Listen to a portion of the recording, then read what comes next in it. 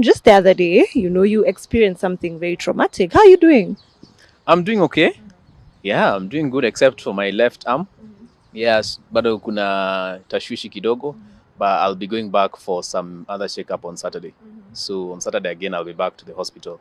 I'm still doing checkups here and there, and we've not really found what's in my arm that's hurting my arm. Yeah. But anyway, I'm doing okay. I have attended a few sessions. Counseling sessions? Sessions. Kidogo mi si mtu wa hizo vitu, but I don't think ni kutaka mtu anatakanga kwenda. I know, but if it's not for you, you really struggle. But I have tried. So if not that, how else are you dealing with that trauma? I don't know. I'm just keeping myself busy. Yeah, I'm just keeping myself engaged. Yeah. The nightmares? Still there. Yeah. Occasionally I get to wake up in the middle of the night. So quite a bit of that still happens to me.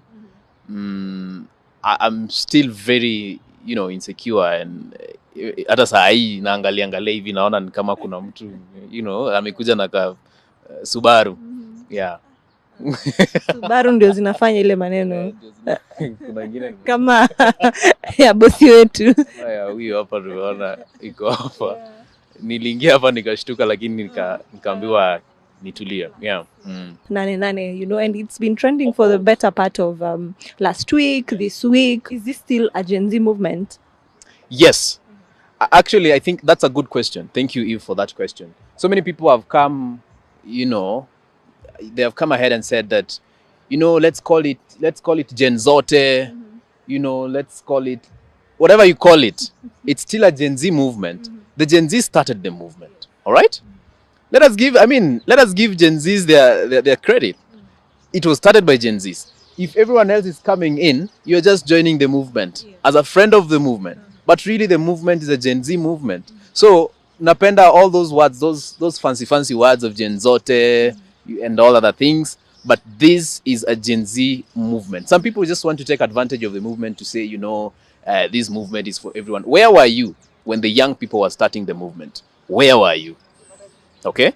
If you feel that the Gen Zs have an agenda and they are actually doing this for the benefit of the people of Kenya, and you want your name to be written on the right side of history, to be part of the movement, that history will say one day that, look, in 2024 we had these people that did this and that.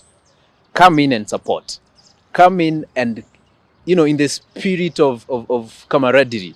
But don't come in trying to change the name and trying to make this look like you are all, it's all you as well. It's for everybody, but it's a Gen Z movement. We remain with the original Gen Z movement. The original Gen Z movement, because that is what sparked the nation. That is what sparked the entire world.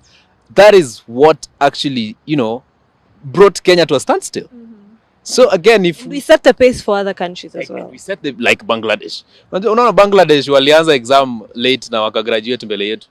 Hiyo inatuuma sana. And we don't want to extend this anymore. We want to finish it. Ni kufinish kumalo. Mapema ndio best. Yes. Someone might say, maybe Gen Zs are being insensitive to the lives, to the families of those people who lost their lives. And I know you're speaking from someone who has experienced the other side of the police brutality, right? So kuna mtu mwenye anasema, you're being insensitive, wacha tuachane na hiki tu, let's just give the president time to act on the things that he has said. That if for me, letting go because some people have been killed will be like saying, we tried, but then we found they are more powerful than us, so we retreated. In every revolution, there is no revolution that has, that has no casualties. Every revolution has casualties, and this is one of those. We've had casualties. We don't want any more. We are not happy that we've lost some of us, but as I said before, we are continuing with the war because we know our friends were soldiers. Our friends were heroes. They are heroes. And that is why we will never let their spirit die. So us going stronger isn't being insensitive to their families, but is a way of even showing them that, look, we were together with your people, they are our friends, they are our people, and we're going to fight to ensure that that which they wanted to accomplish is accomplished. It's us being together with them. It's us fighting and achieving that which they wanted to achieve, but they never got to this date. It's us being, joining, just being together with them in that spirit. So really, and look, I love to quote this. Martin Luther King says that protest is the language of the unheard. It's simple. If someone doesn't listen to you, if you've not been heard, there's no other language like that a tyrant like William Ruto can hear apart from protest. And that's why when we did a little bit of kutingisha, he decided to at least bend and do the changes that he did. Of course, just deleting all the sections of the finance bill, the rejected finance bill, dismissing CSS that he has brought back, and we are angry. And of course, convincing the IG of police to resign. It's not like that person decided to resign. It's not a personal decision. No, it came from somewhere. So we know where it came from, really. Yes. Are you not afraid, considering what happened? Like, you don't feel, you had a near-death experience. Are you not afraid? If God gave me a second chance, then he had a plan for me and with me. Probably, I am that one person he pointed and said, look, enda usaidie kumaliza hii kitu. So for me, and I say this, I've reflected upon this, if God gave me a second chance to live, there's something he wanted me to achieve. And I don't believe that which he wanted me to achieve is out of this movement. It is just within. It is within. And I have a lot of conviction that this is the right thing to do. It doesn't really matter what happens. It doesn't really matter. Your family, they're not telling you, Joshua, if we see you on the streets again, you'll be in trouble. What trouble? What trouble? What trouble? I'm just imagining, however, what my mom tells me. Ebu toka uko. Haizi kukuua, anaweza kuua. Haizi niua lakini. I mean, if you have faced death before, the worst your family can say is to sort of tell you we disown you, just to tell you. They can't disown you. They'll just tell you we disown you for a moment. And then unaenda unakaa Nairobi kidogo, wanakumisi, wanakwambia, ai, akisi urudi nyumbani tu. Exactly. So really, when I went home, they told me, stop. The government is bigger than you. And it's more powerful. And really, you can't fight this alone.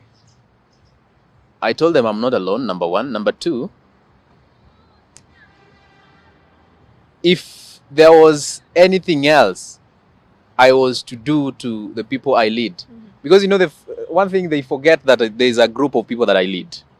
I lead a group of young lawyers, intelligent lawyers at the Kenya School of Law. And there are other people with whom we have interacted in other sections of leadership. When I was at the IMCS, when I was at the University of Nairobi, so many people who look up to me. These people, maybe their inspiration to come up tomorrow is because they saw Okeyo posted something and said, look, Viva, we are marching on. How would it be then this person whom they look up to now decides to say, enough is enough, to hell with it, let me go back and settle and rest and just, I can't do that. I can't do that. At least if not for me, if not to satisfy my passion for a change, then let it be for those people who look up to me. Let it be for those people who are waiting to hear something from me to know how to go about this. Let it be for those people that I lead. Yeah.